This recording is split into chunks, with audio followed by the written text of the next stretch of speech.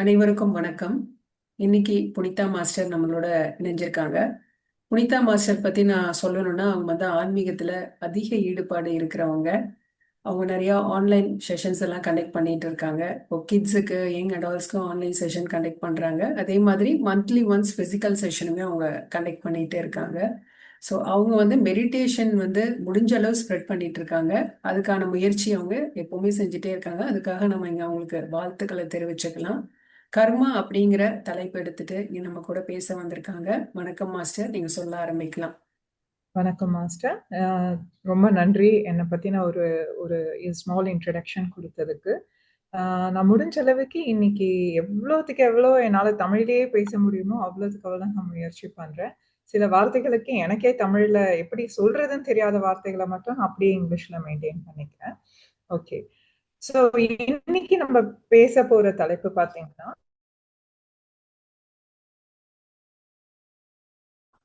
Law of கர்மா. அதாவது அதுல முக்கியமா 6 விதிகள் ஆன்மீகத்துல ரொம்ப முக்கியமான விதியா நம்ம நினைக்கிறோம்.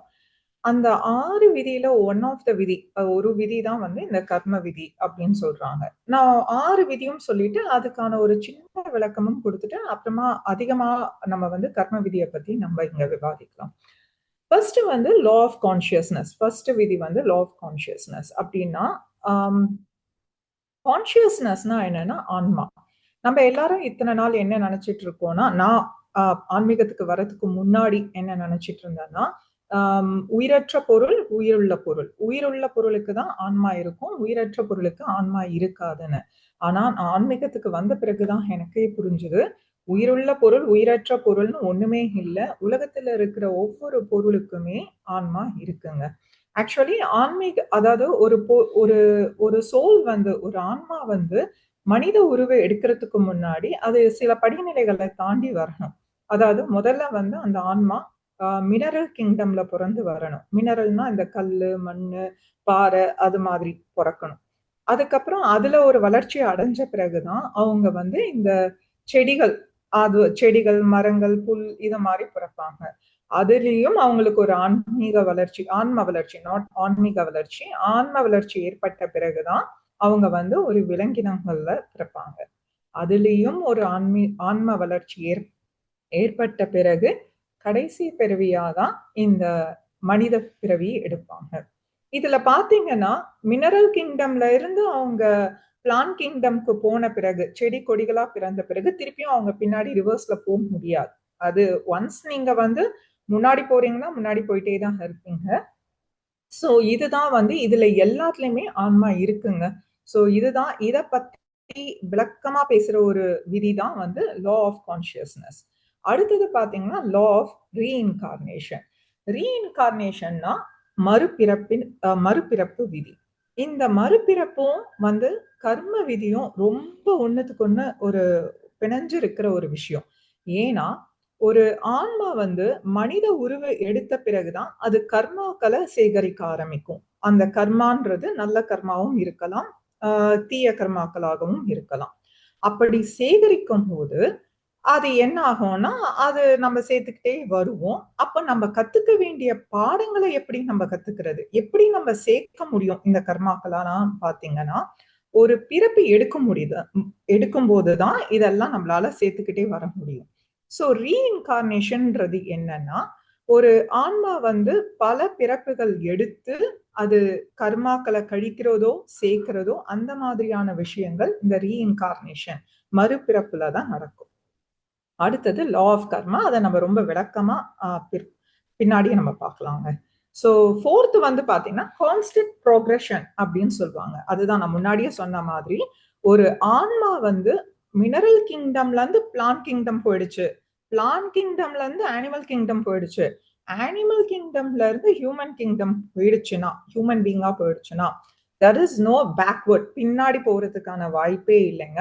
சில பேர் நம்ம கேள்விப்பட்டிருக்கோம், நம்ம லைக் மனிதனா பிறந்துட்டு திருப்பியும் விலங்குகளா பிறப்பாங்க அப்படின்ட்டு. அப்படி ஒரு இதுவே இல்லை. மனிதரா பிறந்துட்டோம்னா மனிதரா தான் அடுத்து பிறப்போம், பின்னாடி ரிவர்ஸ்ல போகவே மாட்டோம் நம்ம. ஓகேங்களா? சோ இதுதான் கான்ஸ்டன்ட் ப்ரோக்ரஷன் அப்படின்றாங்க. நெக்ஸ்ட் 5வது பாத்தீங்கன்னா ஹேசனிங் த ப்ரோக்ரஷன். அதாவது எப்படி நம்ம ஆன்ம வளர்ச்சியை தூரிதப்படுத்துறது. இத பத்தின விதிகள் தான் இந்த லா ஆஃப் ஏசனிங் ப்ரோக்ரஷன்.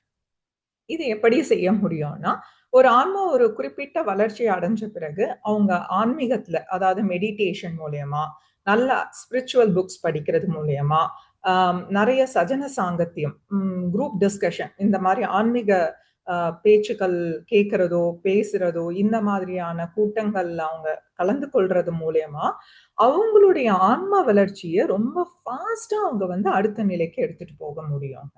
ஓகேங்களா? இது 5வது விதி. 6வது விதி தான் லா ஆஃப் இன்ஃபினிட்டி. அப்படின்னா என்னன்னா, ஒரு எல்லையற்ற தன்மை. இப்போ இந்த பிரபஞ்சத்துல பார்த்தீங்கன்னா, எப்படி நட்சத்திர கூட்டங்கள நம்மளால ஒரு எண்ணி முடிக்க முடியாதோ, அது மாதிரி தான் நம்ம வாழ்க்கையில முன் அடுத்து என்ன நடக்க போகுதுன்றது யாராலயும் கணிக்க முடியாதுங்க.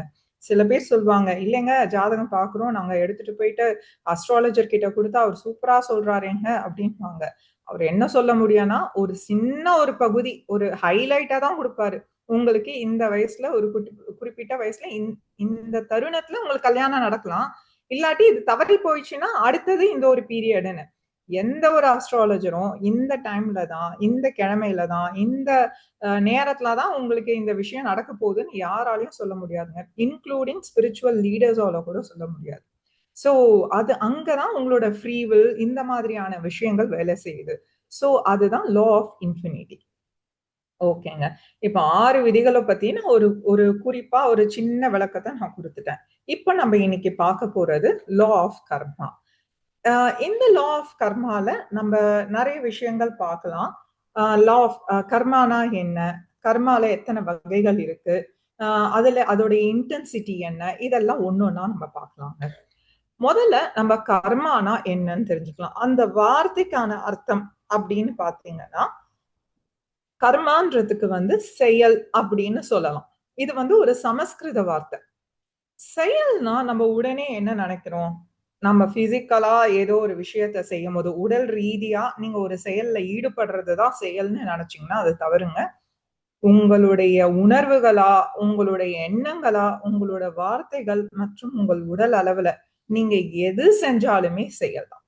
ஸோ நான் இப்போ அ இன்னைக்கு முழுக்க நான் வந்து செயல் செயல்ன்னு நான் சொல்லும்போது, நான் சொல்ற செயல் வெறும் உடல் அளவிலான செயல் மட்டும் இல்ல. உணர்ச்சியாவும், வார்த்தைகளாவும், எண்ணங்களாகவும், அ உடல் ரீதியாகவும் நீங்க செய்ற ஒவ்வொரு விஷயமுமே செயல் தான்.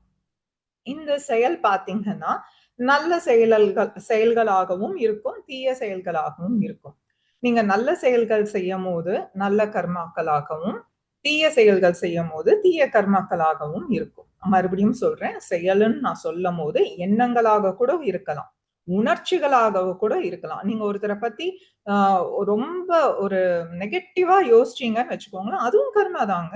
நீங்க அவர போயிட்டு நேர்ல போய் திட்டணும்ன்ட்டுலாம் அவசியம் இல்ல. நேர்ல போயிட்டு அவரு முகத்துக்கு முகமா நின்னு பேசணும்னு கூட அவசியம் இல்ல. அவரு அமெரிக்கால இருக்கலாம். நீங்க அ ஏதோ ஒரு தமிழ்நாட்டுல ஒரு சின்ன ஒரு கடலோர பகுதி கிராமத்துல கூட இருக்கலாம். அவர பத்தி நீங்க நெகட்டிவா நெனச்சீங்கன்னா, அது அவரையும் பாதிக்கும், உங்களையும் பாதிக்கும். சோ இதுதான் கர்மாவுடைய பொது விதி. எத நீங்க பண்றீங்களோ, அதுதான் உங்களுக்கு திரும்பி வரும். இது கர்ம விதி. அத இன்னும் கொஞ்சம் டீட்டெயிலா நம்ம பார்க்கலாம்.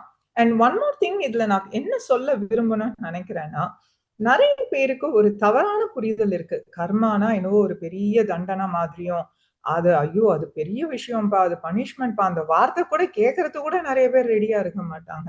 நம்ம நெனைக்கிற அளவுக்கு அது அவ்ளோ ஒண்ணும் பூதாகரமான விஷயமே இல்லைங்க. ஆக்சுவலி யாரு ஒருத்தவங்க கர்மாவ பத்தி ரொம்ப அழகா தெளிவா புரிஞ்சுக்கிறாங்களோ, வாழ்க்கைய அவ்ளோ சிறப்பா அவங்களால எடுத்துட்டு போக முடியும். மேலும் இன்னும் புதிய கர்மாக்கள சேர்த்துக்காம, புதிய அ எஸ்பெஷலி பார்த்தீங்கன்னா, இந்த நெகட்டிவ் கர்மாஸ சேர்த்துக்காம, அவ்ளோ அழகா தனக்கு என்ன நடக்குதுன்னு புரிஞ்சுகிட்டு, அதுக்கேத்த மாதிரி அவங்க வந்து ஒரு விஷயத்துக்கு ரியாக்ட் பண்ணாம, ரெஸ்பாண்ட் பண்ணி, அவ்ளோ பியூட்டிஃபுல்லா அவங்க ஆன்மீக வளர்ச்சிய அடுத்த நிலைக்கு எடுத்துட்டு போலாம். ஸோ கர்மா இங்க வந்து பனிஷ்மென்ட் இல்ல. அது வந்து ஒரு லேர்னிங் டூல். அதாவது நம்ம ஒரு விஷயத்த கத்துக்கிறதுக்கு நம்மளுக்கு குடுத்த ஒரு ஹோம் ஒர்க்ன்னு வச்சுக்கோங்களேன். அப்படின்னு சொன்னா ரொம்ப பியூட்டிஃபுல்லா இருக்கும். ஆ நம்ம இப்ப ஸ்கூலுக்கு போறோம். நம்மளுக்கு ஒரு விஷயம் புரியல. ஒரு டீச்சர் என்ன பண்ணுவாங்க? ஹோம் ஒர்க் குடுப்பாங்க. அ அதே மாரி தான். அப்படி எடுத்துக்கோங்க. அவ்வளதான். இவ்வளவுதான். இவ்வளவுதான் கர்மஹவே. சோ இன்னும் நம்ம அடுத்தது பார்க்கலாம். நான் இப்பதான் உங்களுக்கு நான் சொன்னேன் இல்லைங்களா, கர்மால 2 வகை இருக்கு. குட் கர்மா, பேட் கர்மான்ட்டு. சோ குட் கர்மா எப்படி நம்மளுக்கு ஃபார்ம் ஆகும் அப்படின்னு பாத்தீங்கன்னா, ஓகே, ஃபர்ஸ்ட் நான் அந்த டைப்ஸ் ஆஃப் கர்மா போறதுக்கு முன்னாடி உங்களுக்கு லா ஆஃப் கர்மாவை இன்னும் ஒரு பாயிண்ட் நான் சொல்லணும்னு விரும்புறேன். சோ நீங்க இப்ப நான் சொன்ன மாதிரி கர்மானா ஒரு செயல் மூலியமாவோ, ஒரு எண்ணங்கள் மூலியமாவோ, ஒரு வார்த்தைகளோ, இல்ல செயல்கள் மூலியமாவோ ஒருத்தவங்களுக்கு தவறா நினைச்சோம்னா அது தீய கர்மா. அதே அதே உணர்ச்சிகளோட, அதே எண்ணங்களோ, வார்த்தைகளோ, செயல்களோ ஒருத்தவங்களுக்கு நல்லது செய்யுதுன்னா அது நல்ல கர்மா. அது ஒரு மனிதருக்கு தான் நீங்க செய்யணும்ட்டு இல்ல. இந்த யூனிவர்ஸ்ல எந்த ஒரு விஷயத்துக்கு நீங்க நல்லது நினைச்சாலும் நல்ல கர்மாவா போகும். கெட்டத நினைச்சீங்கன்னா கெட்ட கர்மாவா போகும். அது ஒரு கல்லா இருக்கலாம், ஒரு மண்ணா இருக்கலாம், ஒரு செடியா இருக்கலாம், ஒரு விலங்கா இருக்கலாம், இல்ல நம்மள போல ஒரு சக மனுஷரா கூட இருக்கலாம். இந்த யூனிவர்ஸ்ல இருக்கிற ஒவ்வொரு விஷயங்களுக்கும் நீங்க என்ன நினைக்கிறீங்க, செய்றீங்க, சொல்றீங்க, செய்றீங்க. இத பொறுத்து தாங்க இருக்கு அது நல்ல கர்மாவா, தீய கர்மாவான்றது. ஓகேங்களா? சோ அடுத்தது பாத்தீங்கன்னா, ஒரு நிமிஷம். ஓகே. அடுத்தது பாத்தீங்கன்னா, as I said, கர்மான்றது ஒரு பனிஷ்மென்ட் இல்ல. அது ஒரு லேர்னிங் டூல். ஓகேங்களா? அடுத்தது. சோ நம்ப அடு ஒரு நிமிஷங்க. ஓகே. சோ நம்ம வாழ்க்கையில எப்படி இந்த கர்மாக்கள்லாம் சேருது அப்படின்னு பாத்தீங்கன்னா, நான் உங்களுக்கு சொன்ன மாரி தான். நீங்க அனிமல் கிங்டம்ல ஒன்ஸ் நீங்க ஹியூமன் கிங்டம்க்கு வந்துட்டீங்கன்னா, கொஞ்சம் கொஞ்சமா கர்மாக்கள நம்ம சேகரிக்க ஆரம்பிப்போம். கெட்ட கர்மாவோ சரி, நல்ல கர்மாவோ சரி. இப்படி பல கர்மாக்கள் சேர்த்து வச்சு, அது நீங்க தெரிஞ்சும் பண்ணலாம், தெரியாமலும் பண்ணியிருக்கலாம். சில பேர் சொல்வாங்க, "ஐயோ! நான் நான் ஒரு தப்புமே பண்ணலைங்க" அப்படின்னுவாங்க. நீங்க தெரிஞ்சு பண்ணாம இருந்திருக்கலாம். ஆனா தெரியாம சில விஷயங்கள் நம்ம பண்ண அதிகமான வாய்ப்புகள் இருக்குங்க. சோ இப்படிதான் நம்மளுக்கு கர்மாக்கள் சேருது. அப்போ குட் கர்மானா என்னன்னா அப்படின்னு பாத்தீங்கன்னா, ஓ நம்மளுடைய செயல் ஒரு உயிரினத்துக்கு ஒரு உயிரினம் அப்படின்னு நான் சொல்லும்போது, இங்க கல்லு, செடி, ம் விலங்குகள், மனிதர்கள் எல்லாருக்குமே தான். அது நல்ல விஷயமா போச்சுன்னா, அது உங்களுக்கு ஒரு பிளெஸ்ஸிங்ஸா உங்களுக்கு சேரும். அதாவது உங்களுக்கு ஒரு வாழ்த்தா அது உங்களுக்கு சேரும். அப்படி அவ்ளோ பிளெஸ்ஸிங்ஸ் இருக்கும்போது, அந்த மாதிரியான மனிதர்களுக்கு என்ன மாதிரியான விஷயங்கள் நடக்கும்னா, அவங்களுடைய ஆரோக்கியம் ரொம்ப பரிபூரணமா இருக்கும். அவங்களுடைய ரிலேஷன்ஷிப் வித் அதர்ஸ், ஆ உறவினர்களோட, கணவரோட, குடும்பத்தோட அந்த ரிலேஷன்ஷிப் கூட அவ்ளோ பியூட்டிஃபுல்லா இருக்கும். அப்புறமா அவங்களுக்கு பண பிரச்சனைகள்ன்றது ரொம்ப குறைவா தாங்க இருக்கும். இது குட் கர்மாஸ்னா இப்படிதான் இருக்கும். இதுவே பேட் கர்மாஸ் பண்ணா அது எப்படி இருக்கும்னா, அது இன்னொரு லைஃப்க்கு இன்னொரு லிவிங் திங்கோ, நான் லிவிங் திங்கோ நீங்க ஏதோ ஒரு கெடுதல் செய்றீங்கன்னா, அது உங்களுக்கு சஃபரிங்ஸா வரும். அது உங்களுக்கு துன்பத்த குடுக்கும். அந்த துன்பம் எப்படி எல்லாம் இருக்கலாம்னா, இது நான் எக்ஸாம்பிள் தான் சொல்றேன். எக்ஸாக்ட்டா இப்படிதான் இருக்கணும்ட்டுலாம் அவசியம் இல்லைங்க. நம்மளுக்கு ஏதாவது ஒரு சில நோய்கள் வரலாம். இல்ல நம்மளுடைய ரிலேஷன்ஷிப்ல சில பிரச்சனைகள் இருக்கலாம். இல்ல பிசினஸ் ஃபெயிலியர்ஸ் நடக்கலாம். இதெல்லாம் பேட் கர்மாக்கான ஒரு சில எக்ஸாம்பிள். நான் திருப்பியும் சொல்றேங்க. பேட் கர்மான்ன உடனே, ஐயோ! நான் ஏதோ ஒரு தப்பு பண்ணிட்டேன். அதுக்காக தான் அப்படின்னு நினைக்காதீங்க. ஆம், இது ஒரு பியூட்டிஃபுல் லேர்னிங் டூல். நம்மளுக்கு சில விஷயங்கள் அப்படி அதாவது இது இப்படி கூட சொல்லலாங்க. இப்போ நான் ஒரு டீச்சரா இருக்கிறதுனால எனக்கு டீச்சரா தான் சில எக்ஸாம்பிள்ஸ்லாம் வருது. அட்ஜஸ்ட் பண்ணிக்கோங்க. சோ இப்போ என்கிட்ட ஒரு ஸ்டூடண்ட் வராங்கன்னு வச்சுக்கோங்களேன். அந்த ஸ்டூடண்ட்க்கு மேத்ல இப்போ ஃபார் எக்ஸாம்பிள் அல்ஜீப்ரால அவங்க ரொம்ப வீக்கா இருக்காங்க. சோ நான் பார்க்குறேன். என்னடா இந்த பிள்ளைக்கு இந்த அல்ஜீப்ரா வரவே மாட்டேங்குதே! சரிப்பா, இன்னைக்கு கொஞ்சம் எக்ஸ்ட்ராவா குடுக்குறேன். போய் ஹோம் ஒர்க் பண்ணிட்டு வா அப்டின்றேன். அதுலயும் நெறைய தப்பு வருது. அப்ப நான் என்ன டீச்சர் ஐயோ! நீ ரொம்ப செஞ்சுட்டப்பா. உனக்கு வேண்டாம்ப்பா அல்ஜீப்ரா. போதும். படிச்சது போதும். நிறுத்திறலாம் அப்டின்னு சொல்ல முடியாது இல்லைங்களா? நான் என்ன பண்ணுவேன், என்கரேஜ் பண்ணி, "உன்னால முடியும் தம்பி. இன்னும் கொஞ்சம் பண்ணுங்க" அப்டின்னு சொல்லிட்டு, அவரு அதுல மாஸ்டர் ஆகுற வரைக்கும் நான் திருப்பி திருப்பி அவருக்கு ஹோம் ஒர்க் குடுப்பேன். அப்ப நான் கெட்ட டீச்சரா, நல்ல டீச்சரா அப்படிலாம் இல்லைங்க. எனக்கு அந்த பிள்ளை அந்த அல்ஜீப்ரா டாபிக்ல ஒரு மாஸ்டர் ஆகணும். அதுல இருந்து ஒரு கேள்விகள் யாரு கேட்டாலும் அந்த குழந்தையால சிறப்பா பதில் சொல்ல முடியணும். இதுதான் என்னோட எய்ம். இதே எய்ம் தாங்க இந்த யூனிவர்ஸ்க்கும். உங்களுக்கு ஒரு விஷயம் புரியலன்னா அந்த யூனிவர்ஸ் உங்களை பனிஷ் பண்ணல. ஐயோ இந்த குழந்தைக்கு இந்த விஷயம் புரியலையே, சரி கொஞ்சம் ஹோம்ஒர்க் கொடுக்கலாம் அப்படின்னு சொல்லிட்டு ஹோம்ஒர்க் கொடுக்குறாங்க. ஒன்ஸ் உங்களுக்கு அந்த பாடம் கிளியரா புரிஞ்சிருச்சு, அதுல இனிமேல் பண்ணல அப்படின்னு யூனிவர்ஸ் நினைச்சிருச்சுன்னா திருப்பியும் திருப்பியும் அந்த பாடம் எல்லாம் உங்களுக்கு கொடுக்கப்படாது. ஏன்னா ஒரு டீச்சரும் அதே தான் பண்ணுவாங்க. ஒரு குழந்தை வந்து ஒரு டாபிக்ல நல்ல மாஸ்டர் ஆயிட்டா அதே டாபிக்க திருப்பி திருப்பி கொடுப்பாங்களா, படி படி படின்ட்டு? No way. டைம் எல்லாம் வேஸ்ட் பண்ண விரும்ப மாட்டாங்க. சரிப்பா, அடுத்தது நீ எதுல வீக்கா இருக்க, அந்த டாபிக் போகணும். சேம் அதே எக்ஸாம்பிள் தாங்க கர்மாக்கும். எந்த விஷயங்கள்ல நம்மளுக்கு புரிதல் இல்லையோ, எந்த விஷயங்கள் நம்ம புரிஞ்சுக்கணுமோ அந்த விஷயங்களுக்கு தான் சில கஷ்டமான சூழ்நிலைகள் நம்மளுக்கு உருவாக்கப்பட்டு கொடுக்குற மாதிரி இருக்கும். ஆனா அது கஷ்டம்லாம் இல்ல. அதுல நான் என்ன புரிஞ்சுக்கணும்னு ஒரு புரிதலோட அந்த விஷயத்த பாத்தீங்கன்னாவே அவ்வளோ அழகா நீங்க அதை புரிஞ்சுப்பீங்க. ஃபர்ஸ்ட் புரியறதுக்கு கஷ்டமா இருக்கும். ஆனா போக போக போக போக உங்களுக்கு ரொம்ப சுலபமா புரியும். ஒன்ஸ் நீங்க அதை படிச்சு முடிச்சிட்டீங்கன்னா பிரபஞ்சம் திருப்பியும் அந்த சூழலை உங்களுக்கு கொடுக்காது. சோ அதனால ஃபியூச்சர்ல ஏதாவது ஒரு துன்பமான சூழல் உங்களுக்கு ஏற்பட்டதுன்னா, ஐயோ எனக்கு துன்பம் ஏற்பட்டுச்சே அப்படின்னு அந்த பெயின் இருக்கும். பெயின் விஷயங்க, வலிக்கும். ஆனா அந்த வலியிலையும் கூர்ந்து கவனிங்க உங்க சூழல. அதுல நான் என்ன கத்துக்கணும் அப்படின்றத பாருங்க. அது பார்த்துட்டீங்கன்னா அந்த பாடத்தை முடிச்சுட்டு அடுத்தது நம்ம போயிடலாம். ஓகே, சிறப்பு. சரி, இப்ப நீங்க கேட்கலாம், ஏங்க நம்மளுக்கு சில பேருக்கு தெரிஞ்சே ஏங்க சில விஷயங்கள பண்றாங்க? ம். அ சில பேர் வந்து இது கெட்ட கர்மான்னு தெரிஞ்சே, ஏங்க சில விஷயங்கள திரும்பி திரும்பி பண்றாங்க? சில பேருக்கு புரியாம பண்ணுவாங்க. சில பேருக்கு புரியுங்க. தான் செய்றது தப்பு. நான் ஒருத்தவங்கள பத்தி காசிப் பண்றது தப்புன்னு கூட தெரியும். ஆனா காசிப் பண்ணுவாங்க. ஏன் அப்டின்னா 2 விஷயங்கள். ஒண்ணு வாசனாஸ், இன்னொன்னு சோல் மெச்சூரிட்டி.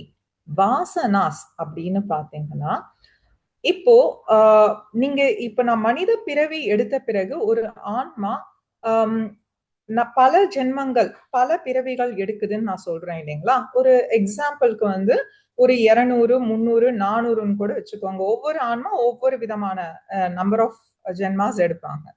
சோ இப்போ ஒரு 200 ஜென்மா நான் இப்ப எடுத்திருக்கேன்னா, அந்த 200 ஜென்மால நான் எவ்ளோ பாடங்கள் கத்துக்கிட்டு இருப்பேன். அப்போ நான் ஒவ்வொரு பாடம் கத்துக்கும்போதும், என்னுடைய சம்ஸ்காராஸ், அதாவது என்னுடைய வந்து இது எல்லாமே போய் ஸ்டோர் ஆகும். என்னோட பாடங்கள் எல்லாம். ஓகேங்களா? அது கெட்ட பாடங்களா இருந்தாலும் சரி, நல்ல பாடங்களா இருந்தாலும் சரி. அந்த ஆன்மா அது அடுத்த பிறவி எடுக்கும்போது, இதே கேரக்டரோட தாங்க பொறக்கும். நீங்க ஒரு பிறவி எடுக்குறீங்கன்னா, இப்ப உங்களுக்கு ஒரு கேரக்டர் இருக்கு இல்லீங்களா? இது வந்து இந்த ஜென்மத்துல உங்களுக்கு வந்த கேரக்டர் இல்லைங்க. இது பல ஜென்மமா நீங்க சேகரிச்சு எடுத்துட்டு வந்த கேரக்டர். இந்த ஜென்மத்துல உங்களால மாத்தக்கூடிய விஷயங்களா இருக்கிறது ஒரு 10% சொல்லலாம். மீதி 90% நீங்க கேரி ஃபார்வர்ட் போன ஜென்மத்துல இருந்து எடுத்துட்டு வந்தது தான்.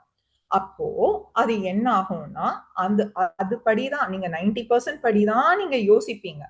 நான் இப்படி இப்படி கூட சொல்லலாம். ஃபார் எக்ஸாம்பிள் போன ஜென்மத்துல வந்து ஒருத்தர் வந்து ராஜாவா, ஒரு பெரிய ராஜா, நாட்டுக்கே ராஜா, அவருக்கு கீழ 1000 பேர் இருக்காங்க. பெரிய ராணுவ படையே இருக்குது. ஓகேங்களா? அப்படி வாழ்ந்தவர் ஒருத்தர். அவரு இப்ப பொறக்குறாரு. இந்த கலியுகத்துல பொறக்குறாருன்னு வச்சுக்கோங்க. அவருக்கு ராஜ்யமும் இல்ல, அவரு ராஜாவும் இல்ல. ஆனா அவரு எப்படி தெரியுங்களா பிஹேவ் பண்ணுவாரு? தான் பெரிய ராஜா மாரி எல்லாரையும் அதிகாரம் பண்ணிட்டு இருப்பாரு. நம்ம கூட நினைப்போம், இவனுக்கு ஏன்டா இந்த இந்த படுத்து படுத்துறான் நம்மள அப்படின்ட்டுலாம் நம்ம பேசியிருப்போம். இவன் ஏன்டா என்ன போட்டு இந்த பாடு படுத்துறான் அப்படின்லாம் நம்ம சொல்லுவோம் சில பேர. ஏன்னா, அவங்க அவங்க பூர்வ ஜென்மத்துல ராஜாவா பொறந்ததுனால அந்த கேரக்டரோடயே பிஹேவ் பண்ணுவாங்க. அவங்களுக்கே கொஞ்சம் ஆச்சரியமா கூட இருக்கலாம். சில பேர் தெரிஞ்சே பண்ணுவாங்க. ஆனா அவங்களால கண்ட்ரோல் பண்ண முடியாது. அதுக்கு இன்னொரு எக்ஸாம்பிள் சொல்றேன். இந்த கண்ட்ரோல் பண்ண முடியாத ஒரு விஷயத்துக்கு ஒரு பியூட்டிஃபுல் எக்ஸாம்பிள் சொல்றேங்க. போன ஜென்மத்துல ஒருத்தன் இப்படி வச்சுக்கலாம். ஒருத்தன் திருடி இருக்கான். ஒரு பெரிய திருடன். செம்ம திருடங்க. ஓகேங்களா? ஆனா இந்த ஜென்மத்துல அவரு வந்து ஒரு பணக்கார வீட்ல பொறந்திருக்காரு. நல்ல மாட, மாளிகை, வசதி ஒண்ணுத்துக்கும் குறைவில்லைங்க. நல்ல செழிப்பான வாழ்க்கை. ஓகேங்களா? ஆனா போன ஜென்மத்துல அவர் திருடனா பிறந்ததுனால அவருடைய சம்ஸ்காராஸ்ல அந்த ஆன்மால அதுக்கான பதிவுகள் ஏற்கனவே ஏற்பட்டுடுச்சு. இப்போ அவரு அவரோட ஃப்ரெண்டு, அவரும் ஒரு பணக்காரர் அப்படின்னு வச்சுக்கோங்களேன். அவர் உங்க வீட்டுக்கு சாப்பிட போறாரு. சாப்பிட போகும்போது அவங்க அந்த டேபிள்ல வெள்ளி தட்டு, வெள்ளி ஸ்பூனு இதெல்லாம் அழகழகா அவ்வளோ பியூட்டிஃபுல்லா எல்லாத்தையும் டிஸ்ப்ளே பண்ணி வைக்கிறாங்க. இவருக்கு ஏற்கனவே அந்த வாசனைகள் இருக்கிறதுனால அது பார்த்த உடனே அவரே 10 வாங்கலாம் அது மாதிரி. ஓகேங்களா? அந்த அளவுக்கு பண வசதி இருக்கும். ஆனா அந்த வாசனை ஏற்கனவே அவருக்கு இருக்கிறதுனால அந்த டேபிள்ல இருக்கிற பொருளை பார்த்த உடனே அது எடுத்து தன் பையில போட்டுக்கணும்ன்ற எண்ணம், ஆசைகள் இது உருவாக ஆரம்பிக்கும். இந்த இடத்துலதான் யாரு ஒருவர் மெடிடேஷன் பண்றாங்களோ, அவேர்னஸ் லெவல் அதிகமா இருக்கோ, அந்த நபர், டேய் உனக்கு இந்த மாதிரி கிறுக்குத்தனமான புத்திலாம் வருது, நீ இப்ப ஒழுங்கா பிஹேவ் பண்ணலன்னா, நீ இப்ப எடுத்து போட்டனா நீ நாளைக்கு மாட்டிப்ப, அசிங்கப்படுவேன்ட்டு அவருக்கு அந்த அவேர்னஸ் லெவல் சொல்லும். அவரு அந்த இடத்துல கண்ட்ரோல் பண்ணி அவரோட சன்ஸ்காராவை மாத்துவாருங்க. இங்கதான் நீங்க மாத்தக்கூடிய ஆப்பர்ச்சுனிட்டி உங்களுக்கு உருவாகுது. இதுவே ஒரு மெடிடேஷன் பண்ணாத ஆளா இருந்தார்னா என்ன ஆகும்னா, அவருடைய அந்த அந்த அந்த ஆசை அவரை தூண்ட விட்டு உடனே எடுத்து போட்டுருவார். இது பல பிரச்சனைகள்ல கொண்டு போய் முடியும். நீங்க கேள்விப்பட்டிருப்பீங்க இது மாதிரி சில விஷயங்கள்லாம் உங்க வாழ்க்கையில. சோ இதெல்லாம் எதனாலனா அந்த வாசனைகள்னாலதான். சோ இந்த வாசனைகளை நம்ம கெட்ட வாசனைகளை மாத்தணும்னா நீங்க தியானம் கட்டாயமா படிக்கணும். நிறைய ஆன்மீக புத்தகங்கள் படிக்கணும். அப்பதான் உங்களுடைய விழிப்புணர்வு ரொம்ப அதிகமா இருந்து உங்களால அந்த மாதிரியான விஷயங்களை கண்ட்ரோல் பண்ணிக்க முடியுங்க. ஓகேங்களா? நீங்க சில குழந்தைகள் கூட பாப்பீங்க, 2 வயசுல அவ்வளவு அருமையா பாடுற குழந்தைகள்லாம். இதெல்லாம் எங்க இருந்து வருதுன்னு நினைக்கிறீங்க? வாசனையில இருந்துதாங்க. அந்த குழந்தை போன ஜென்மத்துல ஒரு பெரிய பாடகரா இருந்திருக்கலாம், ஒரு மியூசிக் டைரக்டரா இருந்திருக்கலாம். அதனுடைய தொடர்ச்சி தான் இந்த ஜென்மத்திலும் அந்த குழந்தை அந்த மாதிரி இருக்கிறாங்க. அடுத்தது, சோ இப்ப நான் என்ன சொன்னேன், ஒரு ஒரு ஆள் ஒரு ஒரு விதமா இந்த ஜென்மத்துல பிஹேவ் பண்றதுக்கு, அவர் நடந்துக்கிறதுக்கு 2 விஷயம் சொன்னேன். ஒண்ணு வாசனா, 2வது சோல் மெச்சூரிட்டி. சோ வாசனா நம்ம பார்த்துட்டோம். ஓகேங்களா? இப்போ சோல் மெச்சூரிட்டி. இப்ப சோல் மெச்சூரிட்டின்னு பார்த்தீங்கன்னா, அதுல ஒரு 6 டைப் வருங்க. அதாவது infant soul, baby soul, young soul, mature soul, old soul, transcendental சோல்ன்னு இப்படி 6 படிநிலைகள் வரும். இப்போ ஒரு அனிமல் கிங்டம்ல இருந்து ஒரு ஹியூமன் கிங்டம்க்கு ஒரு ஆன்மா வளர்ச்சி அடைஞ்சு போறாங்கன்னா ஃபர்ஸ்ட் எடுக்கிற அந்த சோல் பேர் பேபி சோல், இன்ஃபான்ட் சோல் அப்படின்னு சொல்லுவாங்க. இந்த சோல் அதோடைய முழு நேர எண்ணமும் எதுல இருக்கும்னா சர்வைவல். ஓகேங்களா? நான் வாழணும், அவ்வளவுதான். ஏன்னா அதுதான் அதோடைய சர்வைவல் இன்ஸ்டிங்ஸ் தான் எதுல இருந்தது, அனிமல் கிங்டம்ல இருந்தது. சோ அதனுடைய பிரதிபலிப்பு தான் இன்ஃபன்ட் சோலா பிறப்பெடுக்கும் போது நான் வாழணும், அவ்வளவுதான். அதுக்கு எவன் எப்படி போனா எனக்கு என்னன்ற மாதிரிதான் அவங்க வாழ்வாங்க. அதனால அது தப்பு இல்லைங்க. நம்ம எல்லாருமே அதை தாண்டிதான் வந்திருக்கோம். ஓகேங்களா? எந்த ஒரு ஆன்மாவையும் நம்ம குறைவா எடை போடவே கூடாது. ஏன்னா அவங்க அவங்க நிலையில அவங்க அவங்க ரொம்ப சரியாதான் ஒவ்வொரு விஷயமும் செஞ்சுட்டு இருக்காங்க. சோ அந்த ஆன்மா இன்ஃபன்ட் சோலா கொஞ்ச நாள் பிறப்பு எடுத்த பிறகு என்ன ஆகும்னா பேபி சோலா ப்ரொமோட் ஆவாங்க. அப்புறமா பேபி சோல்ல இருந்து யங் சோல். இந்த infant soul, baby soul, young soul இந்த மூணுமே பாத்தீங்கன்னா, இந்த 3 ஸ்டெப்ஸ்லயுமே பாத்தீங்கன்னா அவங்களுடைய இன்ஸ்டிங்ஸ் எதுல இருக்கும்னா முழுக்க முழுக்க சர்வைவல். அதாவது நான் வாழணும், அதிகாரம், பணம் சேர்க்கிறது, பவர், இது மாதிரி மத்தவங்க மேல தன்னுடைய அதிகாரத்தை காமிக்கிறது, இந்த மாதிரியான விஷயங்கள்ல மட்டும்தான் அவங்களுடைய எண்ணம் முழுக்க முழுக்க இருக்கும். அப்போ இந்த நிலையில தான் அதிகமான கெட்ட கர்மாக்களும் அவங்க சேகரிக்கிறாங்க. அடுத்தது மெச்சூர் சோல்ஸ், ஓல்ட் சோல், டிரான்ஸ்ஜெண்டல் சோலுக்கு வரும்போது அந்த ஆன்மாவுடைய எண்ணம் மாறும். எனக்கு இதெல்லாம் பிடிக்கலப்பா, என்னவோ எனக்கு ஒட்டவே இல்லை, நான் கொஞ்சம் வேற மாதிரி வாழணும்னு நினைக்கிறேன் அப்படின்னு நினைக்கிறதே அந்த மெச்சூர் சோல் ஸ்டேஜ்ல இருந்து தான் ஆரம்பிக்குங்க. அப்பதான் நம்ம இந்த ஆன்மீகம் இந்த மாதிரியான விஷயங்களுக்குள்ளேயே வரும்.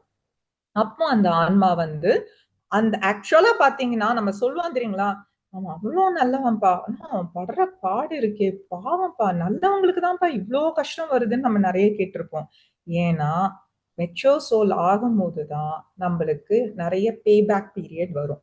நம்ம இது வரைக்கும் சேர்த்து வச்ச முன்னாடி ஜென்ம கர்மாக்கள் எல்லாம் இப்ப நம்ம வந்து அதை அதாவது நம்ம சரி பண்ணணும் அந்த கர்மாக்களை. அப்ப என்ன ஆகும், அந்த நல்ல ஆன்மாக்களுக்கு நிறைய விதமான துன்பங்கள் கஷ்டங்கள் வரும். ஆனா அந்த ஆன்மாக்கள் அதுல வந்து துவண்டு போயிடக்கூடாது. அவங்க வந்து அதை எதிர்கொண்டு அதை மேலுக்கு மேல் அதை ஃபேஸ் பண்ணி போகணுங்க. அப்பதான் ஆன்ம வளர்ச்சி ஏற்படும். சரிங்க, நான் இந்த இடத்துல இன்னொரு விஷயம் சொல்ல விரும்புறேன். இந்த ஆன்ம வளர்ச்சின்றது வந்து நீங்க எதுவுமே பண்ணலனா கூட ஆன்ம வளர்ச்சி ஏற்படுங்க. ஆஹ் நீங்க சொல்லலாம், ஏங்க அவன் வந்து காலையில எழுந்தானா ராத்திரி வரைக்கும் தூங்குறத தவிர்த்து ஒண்ணுமே பண்ண மாட்டேங்கிறாங்க, ஒரு வேலைக்கு போக மாட்டேங்கிறான், சோம்பேறியா தெரிஞ்சுக்கிட்டு இருக்கான்ட்டு. ஆக்சுவலி பாத்தீங்கன்னா அந்த மாதிரி ஆட்களுக்கு கூட ஆன்ம வளர்ச்சி ஏற்படுங்க. ஒரு சோம்பேறியா இருக்கும்போது நான் என்னென்னலாம் ஃபீல் பண்றேன் அப்படின்றத அவர் ஃபீல் பண்ணுவாரு. அது கூட ஆன்ம வளர்ச்சி தான். ஓகேங்களா? ஒருத்தருக்கு வந்து நிறைய துக்கம் வருது, நிறைய ஃபெயிலியர்ஸ் வருது. அந்த ஃபெயிலியர்ஸ் மூலியமா நிறைய பாடங்களை அவர் கத்துக்கிறாரு. அதுவும் ஆன்ம வளர்ச்சி தான். ஆனா ஒரே ஒரு விஷயம் தாங்க ஆன்ம வளர்ச்சியை முழுக்க தடை செய்யற ஒரே விஷயம், அது என்ன தெரியுங்களா? தற்கொலை, சூசைடல் சூசைடல் திங்ஸ் தான். ஏன்னா நீங்க ஒரு விஷயத்த டிசைட் பண்ணிட்டு இங்க வரீங்க, நான் இந்த பாடத்தை கத்துக்கணும்ட்டு. ஆனா அந்த பாடத்தை கத்துக்க விருப்பம் இல்லாம ஒரு முடிவெடுத்து அதுல இருந்து எஸ்கேப் ஆகணும்னு நினைச்சு பண்றீங்களா, அதுல இருந்து எஸ்கேப்பே ஆக முடியாது. அடுத்தது என்ன ஆகும் தெரியுங்களா? அடுத்த பிறவி எடுக்கும் போது இப்ப நீங்க பட்ட துன்பத்தை விட பல மடங்கு துன்பமா அது உங்களுக்கு வரும். இப்போ உங்களுக்கு ஃபார் எக்ஸாம்பிள், இப்போ உங்க ரிலேஷன்ஷிப்ல ஏதோ ஒரு 10% ஆஃப் 10 கூட வேணாங்க, ஒரு 30% ஆஃப் ப்ராப்ளம் தான் உங்க ரெண்டு பேர் ஒரு ஹஸ்பண்ட் ஒய்ஃப்குள்ள இருக்குன்னு வச்சுக்கோங்களேன். இப்போ வந்து ஐயோ இதை என்னால சரியே பண்ண முடியலப்பா, நான் செத்து போறேன் அப்படின்னு சொல்லிட்டு அந்த ஆன்மா செத்துருதுன்னு வச்சுக்கோங்களேன். அடுத்த பிறவி எடுக்கும்போது வேற ஒரு கணவரோட 80% ஆஃப் இன்டென்சிட்டி இருக்கிற ஒரு விஷயத்தோட பிறப்பாங்க. உங்களுக்கு 40 வேணுமா 80 வேணுமா யோசிச்சுக்கலாம். ஓகேங்களா? 40யே முடியலையா, எங்க இருந்து 80யே ஹேண்டில் பண்றது? அதனால அண்ட் இன்னொரு விஷயம் என்னன்னா, அடுத்த பிறவியிலையும் பிறக்கும் போது இந்த சூசைட் ஏற்கனவே பண்ணதுனால இதுவும் உங்களுடைய ஒன் ஆஃப் த வாசனையா போய் ரெஜிஸ்டர் ஆகும். அப்போ சூசைடல் தாட்ஸும் அடிக்கடி வந்துகிட்டே இருக்குங்க. ஓகேங்களா? சோ அதனால உங்களுக்கு தெரிஞ்சவங்க யாராவது இது மாதிரி ஒரு எண்ணத்தோட இருந்தாங்கன்னா, தயவு செஞ்சு அவங்களுக்கு இத பத்தி ஒரு நல்ல ஒரு விழிப்புணர்வை கொடுத்து, அவங்கள அந்த மாதிரியான விஷயங்களை யோசிக்க விடாம தடுங்க. அவங்க நிறைய ஆன்மீக புத்தகங்களை படிக்க சொல்லுங்க. ஓகேங்களா? சோ சோல் மெச்சூரிட்டியில அடுத்த பகுதி பாத்தீங்கன்னா, கடைசியா அந்த ஆன்மா டிரான்ஸ்டென்டல் சோலா எல்லா பாடங்களையும் முடிச்ச பிறகு நல்ல கர்மாவும் இல்ல அந்த ஆன்மாக்கு, கெட்ட கர்மாவும் இல்லைன்னா அவ்வளவுதாங்க, இந்த பூமியில வேலை முடிஞ்சது. அடுத்தது காலேஜுக்கு தான் கிராஜுவேட் ஆகணும். இது இந்த பூமி வந்து பாத்தீங்கன்னா ஒரு ஸ்கூல். ஓகேங்களா? இதை விட ஹையர் டைமென்ஷன்ஸ்லாம் இருக்கு. இங்க பாடம் படிச்சு முடிச்சிட்டீங்கன்னா நீங்க திருப்பியும் ஸ்கூல்லயே இருக்க தேவையில்லை. அடுத்தது காலேஜுக்கு ப்ரமோட் ஆயிடுவீங்க. அப்புறமா அங்க போயிட்டு நம்மளுக்கு பல வேலைகள் இருக்கும். ஆனா பூமியில இவ்வளவுதான் வேலை. கெட்ட கர்மாவையும் நல்ல கர்மாவையும் நம்ம சரி பண்ணிடணும். ஓகேங்களா? ஓகேங்க. அடுத்தது வாஸ்னாஸ். வாஸ்னாஸ்ல இன்னொரு விஷயம் கூட நான் சொல்றேங்க. ஓகே. ஏன்னா இது ரொம்ப முக்கியமான விஷயம். அதனாலதான் நான் இதை ஸ்கிப் பண்ணிட்டு போக வேணாம்னு பாக்குறேன். இந்த வாசனால நீங்க ஃபர்ஸ்ட் நோட் பண்ற விஷயம் என்ன தெரியுங்களா? உங்களுக்கு ஒரு விஷயம் தோணும். எண்ணமா தான் தோணும். அப்புறமா அது ஆசையா மாறும். ஆசை சோ ஒரு விஷயம் உங்களுக்கு தோணும் போதே நீங்க ரொம்ப விழிப்புணர்வோட இருக்கணும். அப்போ உங்களுக்கு அந்த விழிப்புணர்வு வரணும்னா நீங்க என்ன பண்ணணும்? ஒரு ஒரு பெரிய தியானியா இருக்கணும். ஒரு பெரிய தியானியா கூட இருக்க தேவையில்லைங்க. ஆனா ரெகுலரா தினைக்கும் ஒரு மெடிடேஷன் பண்ற ஒரு ஆளா இருந்தீங்கன்னா, அந்த எண்ணம் உருவாகும் போதே நீங்க அலர்ட் ஆயிடுவீங்க. நீங்க ரொம்ப ஜாக்கிரதையா இருப்பீங்க. அது போதுங்களே. அது அடுத்தடுத்து நம்ம ஓரளவுக்கு கண்ட்ரோல் பண்ணிடலாம். So yeah. அடுத்தது பாத்தீங்கன்னா ஓகேங்க. ஓகே. Destiny free will. நெறைய பேர் இத பத்தி என்கிட்ட கூட நெறைய பேர் கேட்டிருக்காங்க. ஏன் நான் டெஸ்டினிய பத்தியும், ஃப்ரீ வில்ல பத்தியும் இங்க பேசணும்னா, அது ரொம்ப முக்கியமான விஷயம். அ அதுக்கும் முன்னாடி இன்னும் ஒரு 4 கைண்ட் ஆஃப் கர்மா இருக்கு. அதை பார்த்துட்டு நான் டெஸ்டினி அண்ட் ஃப்ரீ வில் சொன்னா உங்களுக்கு இன்னுமே கிளியரா புரியும். சோ அந்த 4 விதமான கர்மாக்கள் என்னன்னு பாத்தீங்கன்னா, நம்ம சாந்தினி மாஸ்டர் கூட பல தடவை இந்த 4 விதமான கர்மாவை பத்தி நம்ம செஷன்ல பல தடவை சொல்லி இருக்காங்க. இருந்தாலும் அது ஒரு தடவை பார்த்துடலாங்க. சோ ஃபர்ஸ்ட் கர்மா பாத்தீங்கன்னா சஞ்சித கர்மா, 2வது பிராரப்த கர்மா, 3வது கிரியாம கர்மா, 4வது ஆகாமி கர்மா. இந்த சஞ்சித கர்மானா என்னன்னா, நீங்க ஒரு ஒரு 200 300 பிறவி எடுத்திருக்கீங்கன்னு வச்சுக்கோங்களேன். இந்த 200 300 பிறவியில நீங்க என்ன விதமான நல்ல கர்மாக்கள் கெட்ட கர்மாக்கள் செஞ்சிருக்கீங்களோ எல்லாத்தையும் ஒரே இடத்துல டெபாசிட் பண்ணி வைக்கிறது தான் சஞ்சித கர்மா. இது உங்களோட பேங்க் அக்கௌண்ட்னு கூட வச்சுக்கலாங்க. ஓகேங்களா?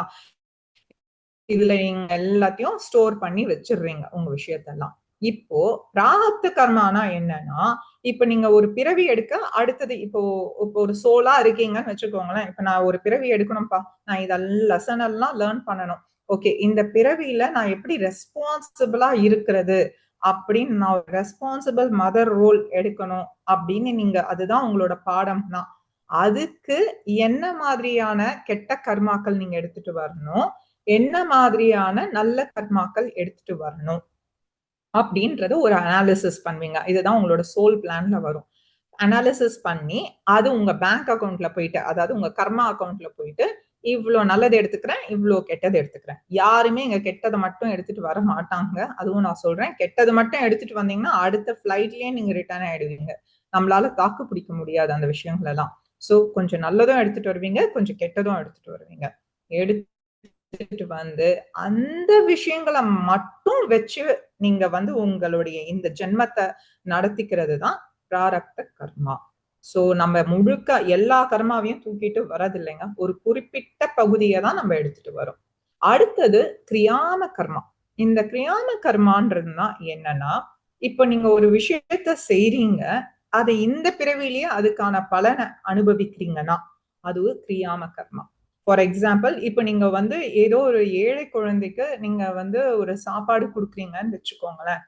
நீங்க ஏதோ ஒரு ட்ரிப்புக்கு போகும்போது அங்க அதாவது நீங்க வந்து ரெகுலரா நீங்க ஒரு ஏழை குழந்தைகளுக்கோ இல்ல உணவில்லாதவங்களுக்கோ ஏதோ கஷ்டப்படுறவங்களுக்கோ சாப்பாடு கொடுத்துட்டே இருந்திருக்கீங்க. ஓகேங்களா? ஒரு ஒரு தடவை நீங்க ஏதோ ஒரு ஹாலிடே ட்ரிப்புக்காக ஏதோ ஒரு வெளிநாட்டுக்கு போறீங்க. அங்க வந்து நீங்க ஒரு வெஜிடேரியன். ஆனா உங்களுக்கு சாப்பாடே கிடைக்கலைங்க. அந்த முழுக்க முழுக்க அந்த ஊர்ல வெஜிடேரியன்னா என்னன்னு கூட அவங்களுக்கு தெரியாது. அப்போ ஒரு ஆளு வந்து உங்களை கூப்பிட்டு, சார் பார்க்க நீங்க நம்ம ஆளு மாதிரி இருக்கீங்க, வாங்க நம்ம வீட்டுல வாங்க அப்படின்னு சொல்லிட்டு உங்களுக்கு வடை பாயாசத்தோட சாம்பார் இதெல்லாம் போட்டு சாப்பாடு போட்டாருன்னா அது என்னங்க அர்த்தம்? அது உங்களோட புண்ணிய கர்மா தான். ஓகேங்களா? சோ இது வந்து கிரியாம கர்மா. பண்ண கர்மாக்கு அந்த பிறவியிலேயே நீங்க பலன் எடுக்கிறது. இது நான் பாசிட்டிவ் கர்மாக்கும் சொன்னேன். நெகட்டிவ் கர்மாக்கும் இதேதாங்க. நீங்க ஏதோ ஒரு கெடுதல் பண்றீங்க, அது அந்த ஜென்மத்திலேயே உங்களுக்கு பேபேக் ஆகுதுன்னா அது கிரியாம கர்மா. ஆகாமி கர்மானா என்னன்னா, உங்களுடைய ஃபியூச்சருக்கு நீங்க சேர்த்து வைக்கிற கர்மாக்கள். அது நல்ல கர்மாவும் இருக்கலாம், கெட்ட கர்மாவும் இருக்கலாம். ஃபியூச்சர்ன்னு நான் சொல்றது வந்து அடுத்த ஜென்மத்துக்கு. ஃபார் எக்ஸாம்பிள் நீங்க நீங்க என் வாழ்க்கையிலேயே நான் பார்த்திருக்கேங்க. இதெல்லாம் என்னோட கேள்வியாவே இருந்திருக்கு. என்னன்னா, அந்த ஆளு என்னப்பா அவருக்கு கெட்டதை தவிர்த்து நல்லதுன்னே ஒண்ணு தெரியாதா? அத மட்டும் தான் செய்யறாரு. ஆனா வாழ்க்கை சிறப்பா போயிட்டு இருக்குது அவருக்கு அப்படின்ட்டுலாம் நான் சொல்லி இருக்கேங்க. ஆனா இந்த யூனிவர்ஸ் எதையுமே வந்து ஒரு இன்ஜஸ்டிஸே இல்லைங்க. எல்லாம் பெர்ஃபெக்ட்டா செம்ம பெர்ஃபெக்ட் ஜஸ்டிஸ்ல தான் போயிட்டு இருக்கு. நீங்க வந்து நம்ம இப்போ நான் அந்த விஷயத்த பார்த்தது வெறும் இந்த ஜென்மத்தை மட்டும் வச்சு நான் பார்த்த ஒரு விஷயம் அது. ஆனா அவருடைய 200 ஜென்மம் 300 ஜென்மம் 400 ஜென்மத்துல அவர் எவ்வளவு புண்ணிய கர்மாக்கள் செஞ்சிருக்கான்னு நம்மளுக்கு தெரியாது. அதனோட பலன் தான் அவரு வந்து இப்ப அதுக்கான பலனை அனுபவிக்கிறாரு.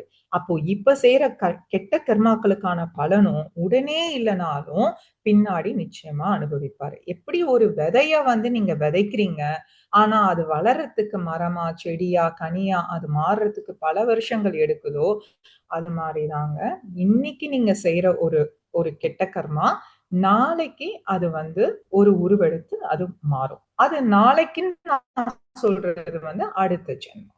இப்போ ஃப்ரீ வில் அண்ட் டெஸ்டினிக்கு போகலாம். இப்போ நான் இந்த ஃப்ரீ வில் அண்ட் டெஸ்டினி வந்து பிராரப்த கர்மாவோட கொஞ்சம் கனெக்ட் ஆயிருக்கு. எப்படின்னா, இப்ப நீங்க ஒரு ஜென்மத்தை, இப்போ நீங்க கரண்ட் ஜென்மத்துக்கு வரீங்க. அப்ப நீங்க என்ன பண்றீங்க? ஒரு சில விதமான கர்மாக்களை எடுத்துட்டு வரீங்க தெரியுங்களா? அதுதான் உங்க டெஸ்டினிங்க. அதாவது இந்த சில பாடங்கள் கத்துக்கொள்றதுக்காக நான் இந்த மாதிரியான கர்மாக்களை எடுத்துட்டு வரேன் அப்படின்றது உங்களோட டெஸ்டினி. ஃபார் எக்ஸாம்பிள், நான் சொன்ன மாதிரி நான் ஒரு ரெஸ்பான்சிபிள் மதரா இந்த ஜென்மத்துல நான் வாழணும் அப்படின்னு நினைச்சேன்னா, அப்போ நான் எனக்கு பிறக்கிற குழந்தைகள் என்ன மட்டுமே நம்பி இருக்கிற மாதிரியான ஒரு சூழலை நான் உருவாக்கணும். அப்போ அந்த குழந்தைகளுக்கு அப்பா கூட இல்லாம ஒரு அம்மா தான் ஒரு அப்பா ரோலும் அம்மா ரோலும் பண்ற மாதிரியும், இல்லாட்டி அந்த குழந்தைகள் தன்னை கூட பாத்துக்க முடியாத அளவுக்கு ஒரு ஸ்பெஷல் நீட்ஸ் குழந்தைகளா பிறக்கலாம். அப்படி அந்த குழந்தைகள் பிறக்கும் போது இந்த தாய் என்ன செய்வாங்க?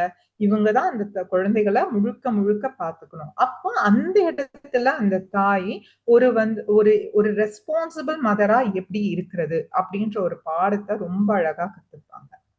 இது டெஸ்டினி.